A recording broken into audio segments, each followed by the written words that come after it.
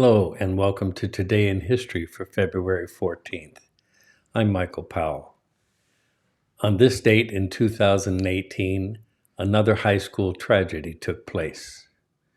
On February 14th of 2018, an expelled student entered Parkland, Florida's Marjory Stoneman Douglas High School and opened fire, killing 17 people and wounding 17 others, in what became the deadliest shooting at a high school in United States history. Dressed in a maroon shirt adorned with the school logo, Nicholas Cruz exited his Uber outside the campus at 2:19 p.m. He approached the school wearing a backpack filled with magazines and carrying a black duffel bag packed with his legally purchased AR-15 semi-automatic rifle. School staff had been warned after Cruz's expulsion for disciplinary reasons in 2017 that the troubled teen was a risk to student safety.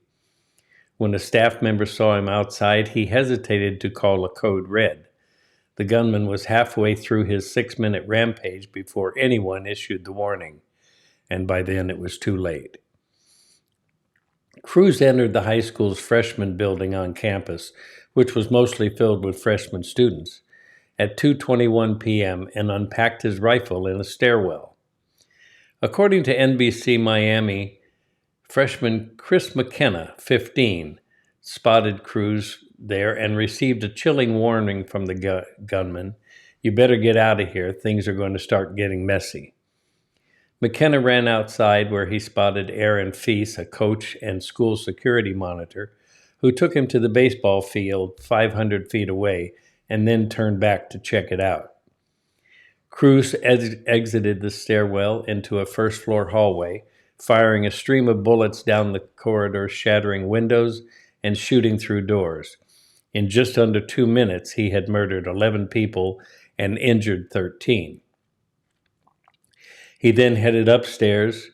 He was on the second floor for less than a minute, firing but hitting no one, before going to the third floor, where he killed his last 6 victims and injured 4 more in the final 45 seconds of the attack.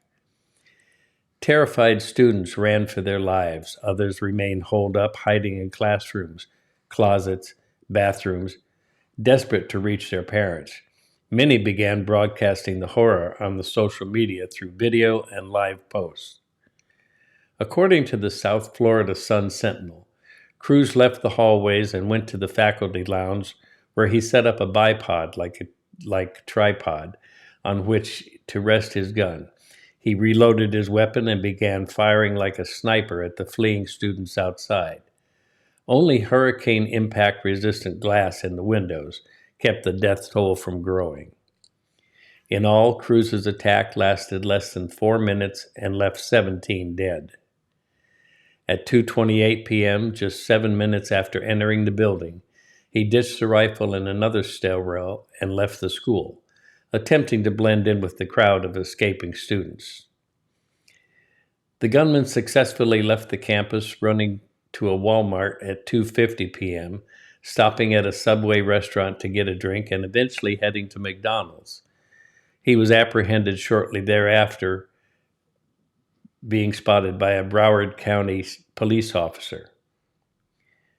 Broward Sheriff's Deputy School Resource Officer Scott Peterson was assigned to the school that day and would later be accused of retreating during the shooting while victims were still under attack. Peterson was arrested in June of 2019 and faced charges of neglect of a child, culpable negligence, and perjury. The devastation felt by the Florida community, once considered safest city in the state, was immeasurable. Previous school shootings throughout the county had prompted Stoneman Douglas and other schools to practice active shooter drills, and the school had employed an armed officer on campus. But it hadn't been enough to stop the carnage. Chants of no more guns broke out at a candlelight vigil. Over 1,000 people showed up to the funerals in the day after. Florida Governor Rick Scott, a supporter of the NRA, signed a bill imposing a 21-year-old legal age limit requirement for gun purchases, and a 3-day waiting period on all gun transactions. The law also controversially permitted arming of school employees. Nicholas Cruz was charged with 17 counts of first-degree murder and 17 counts of attempted murder. He later pled guilty to all charges. And I remember that well, living here in Florida. For Today in History, I'm Michael Powell. Join me again tomorrow and see what that day will bring. Till then, let YouTube decide what you see.